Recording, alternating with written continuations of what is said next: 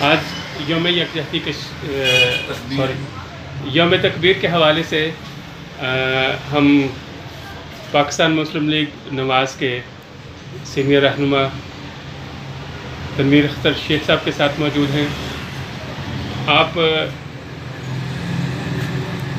ہر کڑے وقت میں مسلم لیگ نواز کے شانہ بشانہ رہے ہیں اور آپ کی قربانیاں، آپ کی خدمات ڈھکی چھپی نہیں ہیں۔ جب انڈیا نے 5 ایٹمی دھماکے کر کے تو خطے میں طاقت کا توازن بگاڑ دیا، تو اس وقت اس کو بھرپور جواب دینے کے لیے جب ارباب اختیار تذبذب میں تھے کہ کیا کیا جائے، تو اس وقت وزیر اعظم محمد نواز شریف نے ایک دلیرانہ فیصلہ لیا اور انڈیا کے 5 دھماکوں کے مقابلے میں 6 ایٹمی دھماکے کر کے اقوام عالم پہ اور انڈیا پہ یہ ثابت کر دیا کہ پاکستان ایک ایٹمی طاقت ہے اور یہ ایک ناقابل تسخیر ہے، اس کا دفاع جو ہے وہ مضبوط ہاتھوں میں ہے۔ تو آج یوم تکبیر کے حوالے سے تنویر اختر شیخ صاحب سے بات کرتے ہیں۔ تنویر اختر شیخ صاحب جناب۔ بسم اللہ الرحمن الرحیم۔ میں انتہائی شکر گزار ہوں احسان بخش کا کہ وہ چھوٹے کارکنوں کو بھی موقع دیتا ہے اپنے اس کنٹری نیوز پر۔ اور یہاں پر جہاں تک بات ہے یوم تکبیر کی، تو مجھے آج بھی وہ دن یاد ہے۔ آج سے 22 سال پہلے میرے قائد میاں محمد نواز شریف نے جب دشمن ملک اور یہود و نصارہ کی سازش جو امریکہ میں بنائی گئی، جس میں کلنٹن نے ہمیں $5 ارب کی پیشکش کی، تو میرے قائد نے اس کو جوتے کی نوک پر رکھتے ہوئے انڈیا کے اس 5 دھماکوں کے جواب میں نہ صرف 6 دھماکے کیے، بلکہ اقوام عالم میں دنیا کی 7ویں ایٹمی قوت بن کے وہ سامنے آیا۔ اور آج ہمارے ملک کا دفاع اگر ناقابل تسخیر ہے اور وہ دشمن کی آنکھوں میں آنکھیں ڈال کر بات کرتا ہے، تو اس میں جناب میں بلا تمید یہ بات کہنا چاہوں گا کہ جس میں ذوالفقار علی خان بھٹو شہید، اسی طرح ڈاکٹر عبدالقدیر خان اور میرے قائد میاں محمد نواز شریف کا بہت بڑا کنٹریبیوشن ہے۔ اور اس وقت جب دھماکے کیے گئے تو میری وہ ماں جائی کلثوم نواز، جو آمریت کے خلاف لڑ جانے والی خاتون تھی، جس نے پرویز مشرف کی آمریت میں ایک بہت بڑا رول ادا کیا اور اس ملک میں جس طرح اپنے خاندان کو سمیٹ کے جلا وطنی کے ساتھ 8 سال گزارے، وہ بہت کم عورتوں کے نصیب میں آیا ہے جو اپنے خاندان کو آمریت کے ان ڈکٹیٹروں سے بچا کر لے گئی تھی۔ یہاں پر میرا بھائی سوالین قریشی وائس چیئرمین جو آزاد حیثیت سے ہمیشہ منتخب ہوتا ہے، اور وہ یہ ثابت کرتا ہے وقت کہ مجھے مسلم لیگ کا ٹکٹ دو نہ دو، میں مسلم لیگ کی پہچان ہوں، اور وہ ون کر کے آتا ہے۔ آج کل سب سے پہلا یوم تکبیر کا فنکشن اگر کسی نے پنڈی شہر میں منایا تو وہ سوالین قریشی نے منایا۔ ہمارا کہنا ہے، میرا اور سوالین قریشی اور میرا یہ استاد بھائی جو دور ہو کے بیٹھ گیا ہے، پی پی سونا کا صدر ہے اور مسلم لیگ کا، ہم سب کا یہ کہنا ہے کہ پاکستان میں رہنا ہے اور جی نواز شریف کہنا ہے، پاکستان میں رہنا ہے اور جی مریم نواز کہنا ہے، پاکستان زندہ باد، پاکستان پائندہ باد۔ آپ یوم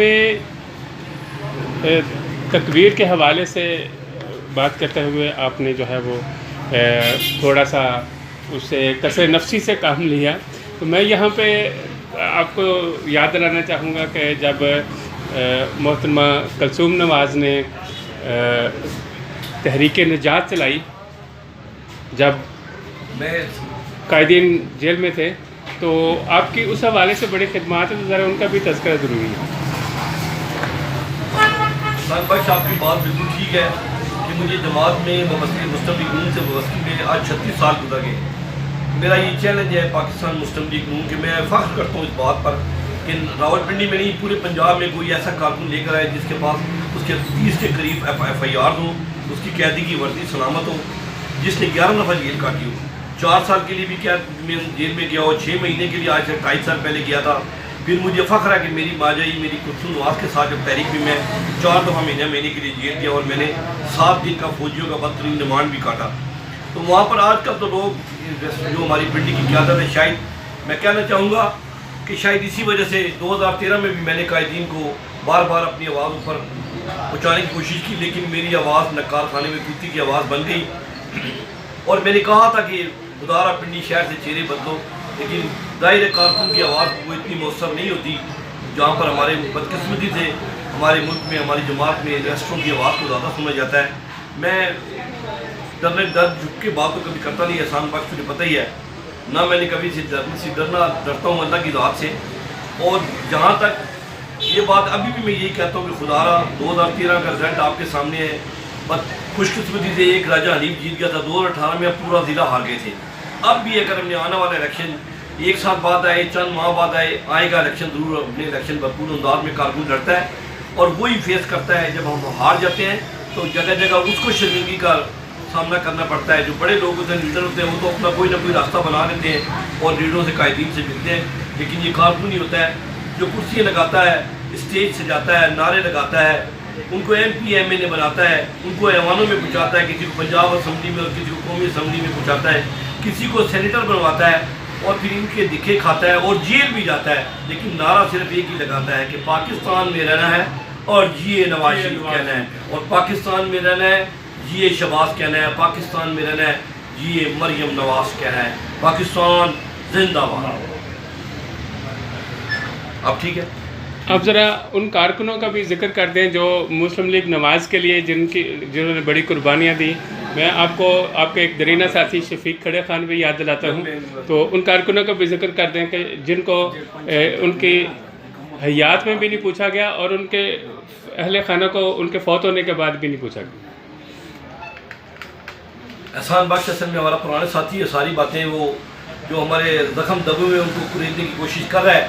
تو یہاں پر راولپنڈی شہر میں جب کلثوم نواز اس راولپنڈی شہر میں آئی، اس شہر کا بہت بڑا نام نہاد لیڈر اپنے گھر میں چھپ گیا، تو میرے ایک بھائی شفیق کھڑے خان جس سے سب سے پہلے میری ماں جائی کلثوم نواز کو چادر اڑائی. بعد میں وہ شوگر کی بیماری سے آنکھوں سے نابینا ہو کر اور بے کسی کی موت مر گیا. اسی طرح میں دوسرے ساتھی نعیم بٹ اور بلے کا ذکر کروں گی جو رستے کا رہنے والا تھا، جو اس فاقہ کشی کی حالت میں غریب گھرانے کے ہونے کی وجہ سے دل کا دورہ پڑنے سے مر گیا. اسی طرح میں سلمان حسن خان کا ذکر کروں گا کہ جو ہیپاٹائٹس سے بے کسی کی حالت میں مر گیا. اس کے مرنے کے بعد اس کا چیک آیا، لیکن اس وقت اس کو مرے ہوئے بھی 2 سال گزر گئے تھے. میں اسٹیچو کا ذکر کروں گا، زاہد حسین قریشی اور اسٹیچو کا جو قتل ہو گیا اس کے وارثوں کو کسی نے نہیں پوچھا. میں ذکر کروں گا جناب علی عباس خان صاحب کا جو میرے ساتھ 12 جیلیں پابند سلاسل، جس نے میرے ساتھ 4 سال قیدی کی وردی پہن کے کی، جو مشقت کرنے میرے ساتھ 70 سال 65 سال کی عمر میں جایا کرتا تھا. میں اس کا ذکر کروں گا. میں کنیز فاطمہ کا ذکر کروں گا جو کینسر سے مر گئی تھی. میں اسی طرح رب نواز عباسی کا ذکر کروں گا جو سول اسپتال میں برین ٹیومر سے مر گیا. میں اسی طرح لیاقت کا ذکر کروں گا جو سرفراز افضل کا سیکٹری تھا اور ہولی فیملی اسپتال میں بے کسی کی موت مر گیا. ایسے بہت سے ساتھی. احسان بخش مجھے یاد ہے میرے سینے پہ لکھے ہوئے یہ زخم ہے، یہ زخم ہے، ان کو میں ہرا کرنے کی کوشش نہیں کرتا. میں اس شہر میں بولتا رہتا ہوں، پھر مجھے یہ لیبل لگ جاتا ہے کہ تم ہی ہو جو سارے لیڈروں کے خلاف بولتے ہو، باتیں کرتے ہو. کوئی ایسا بولتا نہیں. تو میں یہاں پر آپ کی وساطت سے ایک بات کارکنوں سے یہ عرض کروں گا کہ خدارہ جس طرح یہ اوپر بیٹھے ہوئے ہمارے لیڈر ہو ایک ہو جاتے ہیں، تم بھی ایک ہو جاؤ. اور اگر ان کے ایک آدھے تھاپڑے کے باتوں میں مت آؤ، کارکن متحد ہو جاؤ، متحد ہو جاؤ. ابھی بھی میرا یہ کہنا ہے ہمیں کسی سے کیا ہم نے عمر کیا بونس لائف میں ہے، اس بونس لائف میں پہنچ چکے ہیں. اگر ہم ابھی بھی ہم ایک نہیں ہوں گے، آپس میں بہن بھائیوں کے رشتہ دار نہیں بنیں گے، تو پھر کیا، پھر مرکز ہمارا اور لہد ہمارا انتظار کر رہی ہے. ہم نے وہاں جانا ہی جانا ہے. لیکن جاتے جاتے میں ایک ہی نعرہ لگاؤں گا، میں نے آخری وقت میں مغرب کے وقت روزہ نہیں توڑنا. میں نے جاتے جاتے بھی یہی کہنا ہے کہ نواز شریف کی ایک ہی کاپی، نواز شریف کی ایک ہی کاپی مریم آپی، مریم آپی. اور نواز شریف کی میاں فیملی کی صرف ایک آواز، مریم نواز، مریم نواز.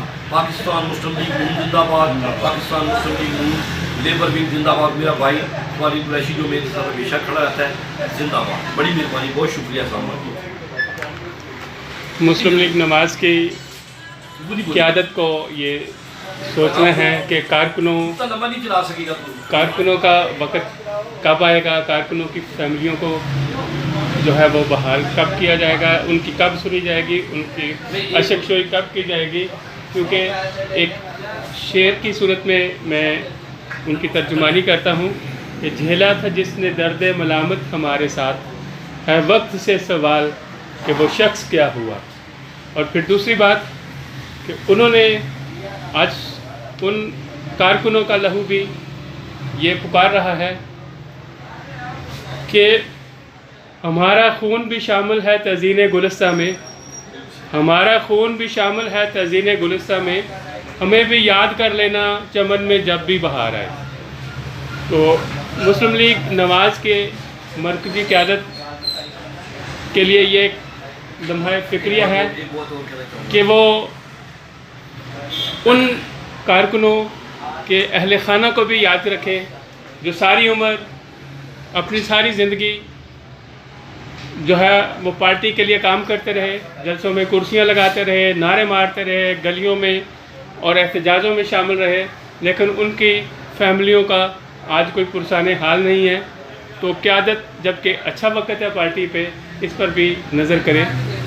یہ میں آخر میں ایک بات اور کہنا چاہوں گا، میری اپیل ہے، میری ریکویسٹ ہے، میری درخواست ہے، میری التجا ہے، میری گزارش ہے اپنے قائد کی اس شیئر دل بیٹی مریم نواز سے کہ جس طرح ان کی ماں اور ایک بہادر خاتون، ایک جرأت مند خاتون جو ایک ڈکٹیٹر کے خلاف بھی لڑ جاتی ہے، آپ خوش نصیب ہیں کہ آپ کے ساتھ ہزاروں لوگ نکلتے ہیں۔ آبریت کے دور میں بیگم صاحبہ کے ساتھ 50 اور 100 لوگ سے زیادہ نہیں نکلا کرتے تھے، تو جس طرح وہ کارکنوں کے گھروں میں جا کر ان سے اظہار یکجہتی کرتی تھی، اب ہماری آخری امید محترم مریم نواز صاحبہ ہیں۔ آپ سے بھی ہماری درخواست ہے کہ کارکنوں کی دل جوئی کے لیے ان کارکنوں کو تلاش کریں جن لوگوں نے اپنی عمریں گزار دی ہیں اور وہ بونس ٹائپ پہ ہیں، وہ آپ سے کچھ نہیں مانگتے، کچھ دولت عزت عہدہ کچھ بھی نہیں مانگتے، عزت نفس مانگتے ہیں، وہ ہمارا حق بنتا ہے۔ اس کے لیے میری درخواست ہے، پھر نعرہ لگاؤں گا پاکستان میں رہنا ہے اور جی رہنا ہے۔